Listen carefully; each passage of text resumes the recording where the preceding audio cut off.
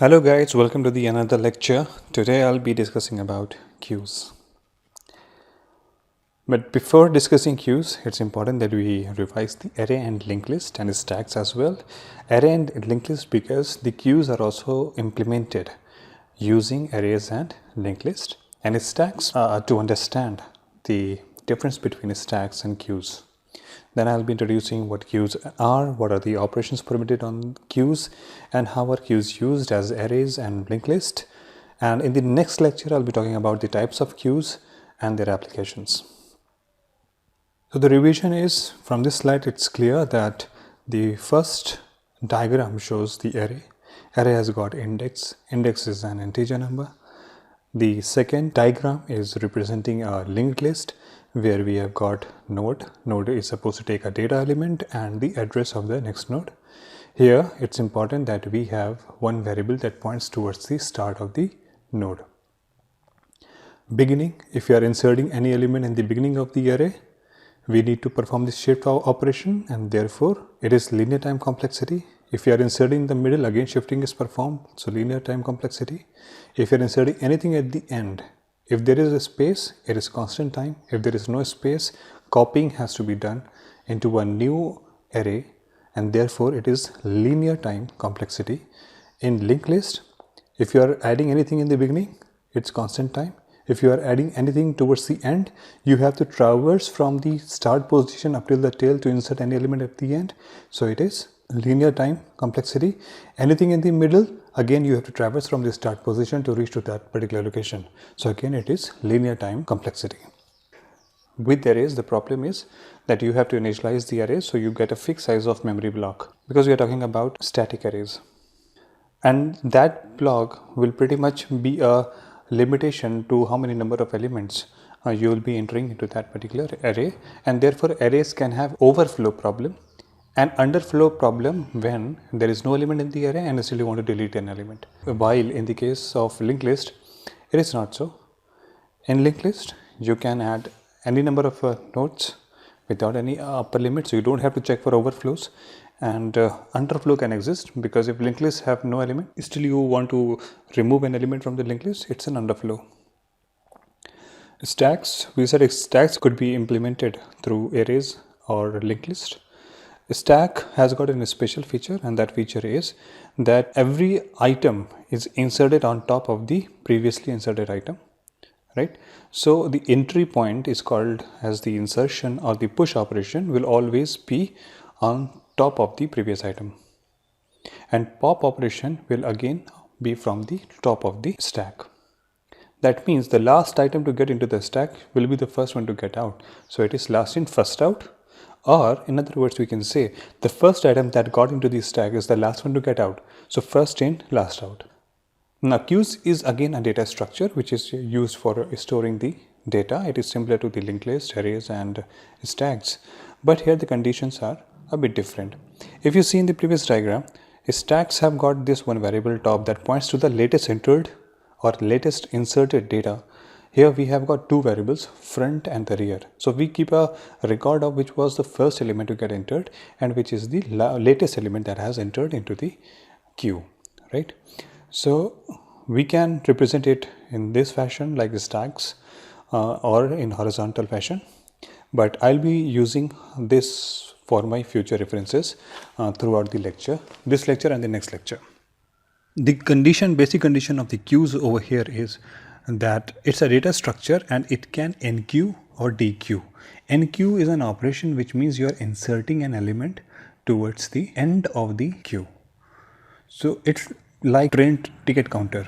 So anybody who comes afterwards is the person who stands at the back of the line, and the first person who has entered the line is the first person who will get the ticket. Similar is the case with the queue data structure. As the new elements are arriving, they will always be inserted from the back. So it has got one entry point only. From one end you can enter the element, and that end is the rear end. And there is only one end from where you can delete the elements or remove the elements, and that is the front end. Deletion here or dequeue means that the element has been removed from the queue and processed. So when you get the ticket, you move out from the queue in train ticket counter example. So once your request has been processed, you move out. So the first element is maintained with the help of a variable front. In linked list, it will be a pointer front, and the latest entered element would be added to the back using the pointer rear or variable rear. Adding any element into the queue has a special name, enqueue, and in the case of stacks we had push. Removing any element from the queue has a special name, and that is dequeue operation. In stacks we call it pop, right? So always remember, just don't write insert and delete. You have to use the technical term used for that particular data structure. Operations that could be performed on queues, the basic ones are that you can insert or enqueue or remove, that is dequeue. While you are removing, remember that you return the value of the front element and then delete it from the queue. While you are inserting at the rear end. Alright. Auxiliary options could be that you want to get the value of the front element, so you can call a front function. You would like to know the size of the queue, so you can call a queue size function. You would like to check if your queue is empty or not, so you can call an isEmptyQueue function. So these are auxiliary operations, and we will be talking in detail about the basic operations in the coming lectures. Array representation of queue. If I want to represent queue with the help of the array, so there are two basic operations, enqueue and dequeue. First, let's discuss about the dequeue. When you are calling a dequeue function, it will check the value of the front. What is the initial value of front? The initial value of front of and rear both will be 0. So if front equals to 0, that pretty much means that there is no element inside the queue, and therefore it's an underflow. But if this condition is false, that means front has got a certain value and there are some elements inside the queue. Then you have to set that front queue element, you have to copy it into the item variable, and then you increase the value of front, thereby moving the front one step ahead, and then you return the item. So see, dequeue operation doesn't take any parameter, but it returns the value of the item that is removed. In enqueue, you ask which item you want to enqueue. If you have already reached the value of n, that means the queue is complete and you are in the overflow condition. But if front is equals to 0, that means there is no element and you set the values of front and rear to be equals to 1. And if both the conditions are not true, that means front has got some value which is not 0 and which is not n. In that case, you increase the value of rear, because rear is responsible for adding the data. Remember, rear is responsible for adding the data, and dequeue, that is removal of the data, is the responsibility of the front variable, because you delete the item from the front. So here front is incremented and here rear is incremented. And then the incremented value of rear, the item would be placed inside the queue. Let's see how it happens. So this is the queue, the initial values are front and rear, and the first operation that you are calling is dequeue. You go to the dequeue function, you see front equals to 0, that means there is no element in the queue, which is visible also, and therefore it's an underflow condition. You tell it's underflow, right? Next time you are calling an enqueue A operation. So enqueue function would be called with an item A. Now here you will check that front is equals to 0. Since front is equals to 0, you need to assign the values of front and rear to be equal to the first index value of the queue, and therefore front and rear will become 1. Now you can insert and the first location of the queue, the item. See, queue rear. So queue is the name of this array, and in this queue you are inserting at the rear the item. The value of rear is 1, so at this place you will get the item. So A would come over here, right? If you are again performing an enqueue B operation, now what is happening, that this condition is false because rear is not equals to n. Here n is equals to 5 because we have got 5 elements, right? Front is not equals to 0, therefore this condition is also false. You come to the else condition. At else condition you are incrementing the value of rear by 1, so rear becomes 2. Now at the second location you are entering the item, so B would be entered over here. Now see, rear is the one that is moving ahead in order to take more values, and we said that rear is responsible for enqueuing or adding the elements into the queue. Front is fixed because front will be used for dequeuing of the elements. Now if we have enqueue C, then similar thing will happen. The rear will be incremented by 1, and at the incremented position I'll be storing the value of c. Now what if you call a dequeue over here? In stacks it was simple, the latest entered item would be deleted, but in queue we have front variable that tells me about the first element. Out of these three, which element came first? A came first. A is maintained by which variable? It is maintained by front. So front element should be deleted. So front is equals to 0? No, this time it is not equals to 0 because there are elements in the queue. So you come over here, you copy the queue front, that is first location of the queue, that is A, into the item, and then you increment the value of front. So front will become 2 now. So now if you are displaying the queue, it will be from front to rear. So B and C only will be displayed. A has been removed. And then you return the item. So item was equals to A. So A would be returned to the user, that A has been dequeued. If you are calling a dequeue function again, the same thing would happen. It will come over here, it will copy the B into the item, front equals to front plus 1. Now front is pointing towards the third location. Now this is the condition where both front and rear are equal. When such a condition is reached any time in the program, it means that the queue is representing only one element inside the queue.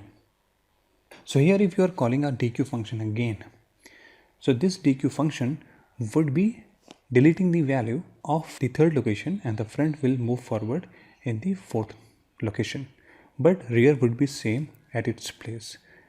Now if you are calling a dequeue function, what will happen? This dequeue function will return an underflow. Why? Because here the value of front is more than rear. So if front is more than rear, see, the second condition is true over here, so it will be an underflow condition. Then you can enqueue D. While you are enqueuing D, where will it be stored? So you come over here, you check that rear is not equals to n, because rear was equals to 3 prior to calling this function, right? So rear equals to rear plus 1. So rear becomes 4, and at the fourth location D is stored. Now if you are entering NQE, so for NQE again, rear has not reached 5 yet. Therefore rear equals to rear plus 1. So here rear becomes 5, and at 5 E would be stored. Now if you are enqueuing F, rear is equals to n, because n is the size of the queue. The size of the queue is 5 that we have taken over here, and rear is equals to 5. So it's an overflow condition. It overflows, and overflow would be printed. And you would see this is a shortcoming of this particular program, because visibly there are 3 spaces that are vacant, and any additional item that I want could be stored over here. But since I'm not using the concept of circular queue, this space is getting wasted. I'm not able to utilize this space. So this is one of the shortcomings of this particular program. But this is how generally a normal array would work if I'm implementing queue as an array. And the limitation of the K are again the same. We need to enter the size of the array. So overflows would be frequent. And in this particular case, it will be more frequent to get overflows because I am not utilizing the freed up spaces. Performance of enqueuing and dequeuing operation is constant time. Why? Because there are variables that are pointing towards a specific location where you want to enter the element, or where you want to delete the element from. So you don't have to traverse the list. You directly go to that particular variable, and that variable can be removed. So it's constant time performance for both enqueue operation and dequeue operation. Now if we modify this previous program and make this array to be a circular array, so that means that the last position, that is 5th one, after this, if I am incrementing the value of the rear or the front variable, it should point towards the first location. Now this particular case is mentioned over here. If rear is equals to n, so when the value of rear reaches 5, then set the rear value equals to 1. So that means after 5 it will come back to the first location. And similar is the case over here, that if front is equals to n, you go back to the first location. This can also be achieved by writing the modulus operation. So I can say that whatever is the number, like 5, if I do 5 mod 5, so it reverts back to 0. So 0 plus 1 is 1. So that way this modulus operation will give you the remainder. So if it is 1 mod 5, the answer is 1, 2 mod 5 is 2, 4 mod 5 is 4, 5 mod 5 is 0, 6 mod 5 is again 1. So mod 5 will make sure that it generates the value from the domain 0 to 5 minus 1, that is 4. As soon as the value reaches 5, so 5 mod 5 is again 0. So it generates the value from 0 to 4. If I'm using the modulus, that is percent sign. So that would be used to generate the values from 0 to n minus 1 in case my maximum size is n, right? And in our example, since we are starting our arrays from 1 and not from 0, so we can add 1 to it and then we can generate the index numbers. So circular list could be implemented that ways, or we can have this condition that if front is equals to n, then set the value of front equals to 1, and similar with the rear variable as well. Now let's see how it works. A good representation of the circular array would be somewhat like this, that there is index number 1, 2, 3, 4, 5, and after 5 again we move on to the first index, right? So it can populate like this: A, B, C, D, E, and after the, if you want to enter F, it will be an overflow condition because there is no space left in the queue. But if you perform a dequeue operation, A is now removed. Now this place could be utilized to insert F, right? So this way circular queue is better than the previous example that we have seen with the normal arrays. Here you can utilize the freed up spaces. So let's see with the help of the example. Dequeue operation. So stack is empty, you are calling a dequeue operation. So this dequeue means circular dequeue, this dequeue, okay? So there is a name change, please don't get confused. Here you are saying dequeue, it is actually C dequeue, and whenever there is an enqueue, it is actually C enqueue that is getting called. Alright, so the value of front and rear is equals to 0. You are calling a dequeue function. You go to the dequeue function and you find that front is equals to 0, so it's an underflow condition, and you simply print it's an underflow. Enqueue A, you go to the enqueue, you check is front equals to 1 and rear equals to 1? No, because the front and rear are 0 in this case. If front equals to 0, make both of them equals to 1. So I've made both of them equals to 1, and then else come to this line number 3. Here you will insert at the rear location of the queue the item. So item is A would be inserted at the first location, right? If I'm calling enqueue B, what will happen now in this case? You come over here, front equals to 1 and rear equals to n. No, it is not true because rear is not equals to n, it is 1 right now. Therefore this is not an overflow condition. Front equals to 0? No, front is equals to 1. Is rear equals to 1? Again, no, it is not. So what will happen? It will increase the value of the rear, and at the incremented value, it will store the next item. So rear equals to rear plus 1 equals to rear equals to 2. So at the second location of the queue, you will be inserting B. Similarly, if you call a dequeue function, in dequeue function, the front is not equals to 0. So it's not an underflow because there are elements in the queue. Item is equals to the queue front, so you copy the item from the first location of the queue into the variable called as item. So A will be stored by the item. Now you will check if front is equals to rear. No, it is not the case. Then if front equals to n, no. Then front equals to front plus 1. So now front will become 2, and you have removed the value from the 1 and you have returned the item A. So A has been dequeued. Now again, if you are calling a dequeue function, in this case front is equals to rear. Now whenever such a condition is there where front is equals to rear, what we would like to do is we would like to reset the values of front and rear to the initial values, that is 0, because this pretty much means whenever the condition front is equals to rear, that means there is only one element which is pointed by both the variables front and rear. If you are dequeuing that particular element because you have called the dequeue function, that means after performing this dequeue, there will be no element left inside the queue. And since there is no element, I can reset the values of front and rear to 0. Therefore, the condition, if front is equals to rear, then you make front and rear both equals to 0, right? So you have made it 0 and B is now removed. So it is like the queue is empty once again. Now if you are calling dequeue again, so it's an empty queue, so it will lead to an underflow. If you are calling enqueue A, so again it will find front equals to 0, both the front and rear will be initialized to 1, and now at the first location item A would be inserted. If you are inserting B, then rear is responsible for inserting more elements, and the front will be fixed. So if front is not equals to 0, then you check if rear has reached their final value. It is not so. So rear will be incremented, and at the incremented location, that is 2, we will store B. If I am in queuing C, similarly rear would be incremented and C would be stored in the queue. Similar is the case with D, similar is the case with E.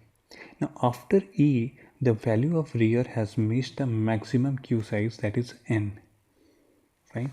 That means my front is equals to 1 and my rear is equals to n at this particular case. So if I am calling an enqueue function again with f, the first condition over here will get fulfilled, and therefore it is an overflow condition because there are no more free spaces left in the queue. I cannot insert f, so it's an overflow condition. If I am calling a dequeue function, which of the element would be deleted? So if you see these list of elements, which was the first one to get entered? It was A that got entered first, and then B, C, D, E. So if I'm calling a dequeue function, it should be A that gets removed. A location is managed by the front. So go to the dequeue and check if front equals to 0. No, there are elements in the queue. So what you will do is, you will copy the value of the queue front. So front equals to 1. So first item, that is A, would be copied to the item. Now you will check if front equals to rear. No, it is not the case. Is front equals to n? No, it is again not the case. So you increment the value of front. Front would be pointing to 2 now. It means that the first element has been returned back and deleted from the queue. Now queue represents the elements from 2 to 5. Now if I am performing an enqueue operation, enqueue means it will be managed by the rear. The value of rear equals to 5, and 5 is the value of n, the maximum size of the queue. So now this condition would be true, that rear is equals to n. Now the value of rear will be updated to 1, and therefore since it became 1, at location 1 you will be inserting the new item, that is A. Now if you are calling enqueue Z, so in this case what will happen? The value of rear is equals to 1. So this condition is false, but front is equals to rear plus 1. What is the value of front? The front is equals to 2. Rear plus 1 is what? 2. So this condition becomes true. That means front and rear are back to back, which means that there is no vacant space left in the entire queue where you can insert an element. Front is here, back is here. That means you have wrapped up and completely filled all the vacant spaces, and therefore whenever front is equals to rear plus 1 is the situation you are overflowing. So you will print overflow. Now if you are calling a dequeue operation, so out of the given elements, which is the first one that got entered? B, right? Because this A was deleted, we entered A again. So the latest entry in the current situation is that A is the latest entry, and the first one that got entered into the queue was B. So it is B which has to be removed. So you come over here, you copy the item of the front queue. Front queue means front is equals to 2. So you copy B into the item and you increment the value of front, right? So front becomes 3. B is now removed from the queue. If you are calling it dequeue again, so it will remove 3 and move the front to 4. Dequeue again, it will remove and move the front to 5. Now at this situation, front is equals to n. Again, if you are calling a dequeue function, so which condition would be true? This time this condition would be true, that front is equals to n. It is equals to 5. If this is the case, the new value of front is not front equals to front plus 1, but it is front equals to 1. So it's basically wrap up that you are coming back to the first location after the final location, right? So E would be removed and now you would be pointing toward the first location. Again, front is equals to rear in this case. If you are calling enqueue B, what would happen? For enqueuing, you come to enqueue program, you check the value. Front was 0, no, front was 1. So the condition won't be true. You simply increment the value of rear, and at the incremented value you store the element B. So B would come over here. Now if you are calling a dequeue function, A would be removed because out of the two, A was the oldest entry, so it got removed. Now front is equals to rear again. Now if you are calling a dequeue function, then what would happen? Front equals to rear. So that means it requires a resetting of the queue once again, right? So queue will be reset to 0, 0, and there will be no element in the queue. So this is how circular array is better than the normal arrays in terms of utilization of the 3D spaces. Okay, now if we talk about the linked list representation of the queue, and first we'll be discussing about the Dequeue operation where we are adding the nodes. So as I said, node is struct node, front, rear and temp. So I'm declaring three variables. Front, rear, you know why they are required in the queue, and temp, we conventionally use temp for the creation of a new node and represent it by the name of temp and later on assign some other name based on the programming. Since at the beginning we do not have any element, therefore front and rear will be initialized to null value. Now suppose we have called a malloc function, and with the help of malloc function we have created a node and named it as temp, and the value we want to insert into the temp is 1 and address it points to is null because it is not pointing towards any other node. This is the first newly created single node. And suppose the address it takes is 6x. So temp data is equals to the item that we want to enter, and temp next is equals to null value. Front by default is null. So if front equals to null, it means that whatever node we have created is the first node that has to join the queue, right? So in that case, front and rear should both be made equal to the temp. They should point towards the temp. So front and rear equals to temp. In the next scenario, now since first element is entered, so this becomes my initial linked list. So now suppose a new node has been created using the malloc function by the name of temp, and the value it has is 8. Again, it will be pointing towards a null value because it doesn't point to another variable. The goal is that it has to be added towards the tail of the linked list. Now since you are adding it towards the tail of the linked list, that pretty much means that this node over here, the next value should not be a null value, rather it should be the value 5x so that it points toward the temp. So my final goal would be that the first node should be pointing towards the address 5x, and then 5x is pointing towards another address because there is no more node over there. And since we have been saying that rear is the variable that is responsible for the addition of the nodes and keeping track of the latest entry into the queue, therefore rear would be incremented to the new value. Now these two things have to be done when front is not equals to null. So when front is not equals to null, you go to the else condition, and in else condition you write rear next equals to temp. That means the initial value of rear next, that is x, is equals to temp. Temp is 5x. So this becomes 5x over here, and as a next step you move rear equals to temp. So the temp would become the new rear. Similarly, if this is my linked list, and then comes another new node, Dequeue operation, where I'm enqueuing 7 as a digit. So data would be fed into the temp, that is 7. It points towards the null value. Front is again not null, so you go to the else condition. Else condition, rear next, that is x over here, is equals to temp. Temp is 9x. So now it becomes 9x and rear equals to temp, so rear moves towards the tail or to the new item that has been added to the tail. So this way we can make a linked list as a queue where rear variable is used to point towards the latest entry into the queue. It will not be experiencing the overflows because it doesn't need to be initialized what size of memory is required for it, but as far as there is free memory available in your memory, the linked list can expand. So growing and shrinking is graceful in case of linked list, if you remember from the previous lectures. The Dequeue operation is a constant time because you are maintaining the value of the rear. You don't have to traverse all the way from front to the rear and then add to the tail. There is already a variable that is pointing towards the tail, so you are directly adding towards the tail. Therefore, the linked list insertion operation towards the tail in this particular case is constant time. All right. Now, if you want to delete or dequeue, if you need to have front and the rear pointers. The first condition is that if there is no list and front is equals to null, then it's an underflow condition. But if it's not the case, suppose there is an initial queue, the queue that we have created in the previous slide, which is 1, 8 and 7. If I want to call a dequeue function over here, so what I can do is when front is not equals to null, take another variable ptr, and this ptr is now pointing towards the front of the queue. You can move the front one step ahead. Before moving front, you can copy the data element of the front into an item. So item is equals to front data and front equals to front next. So see, the front has moved towards the 8.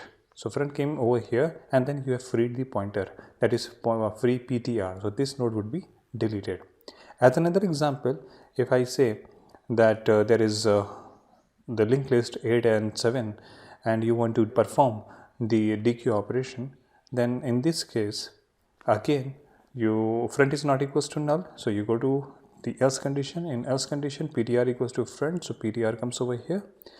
Item equals to front data, you populate the item variable by the data of the front, that is 8. Then you move the front equals to front next, front moves towards the next node, and you free ptr, so it has been deleted. Similarly, in the last case, there is ptr front and rear. First step has been performed. You copy the data into the item. Front equals to front next. Here front and next is equals to null value, that is capital X. And with capital X, we have been representing the null value throughout. So front is equals to null basically, and then you free the pointer. After this, if you are calling a dequeue function again, the value, updated value of front is null. So it will be an underflow operation. So this way, linked list would be used for the enqueue and dequeue operations. If we compare the array implementation and linked list implementation again, so the operations, the basic operations can be performed in the constant time in both the cases. Array is expensive in terms of frequency of overflows and the doubling operations that occur because of the overflows. In linked list, there is no such problem. It grows and shrinks very gracefully. The only problem with linked list is that it takes more memory as compared to the arrays. Thank you.